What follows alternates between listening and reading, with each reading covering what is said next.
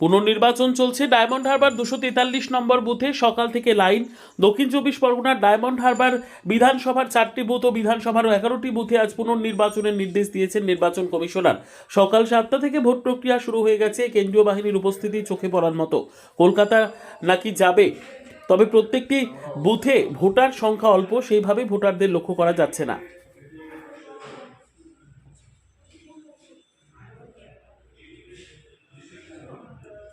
Mobile है तो अभी निकाल दो, अभी निकाल अभी।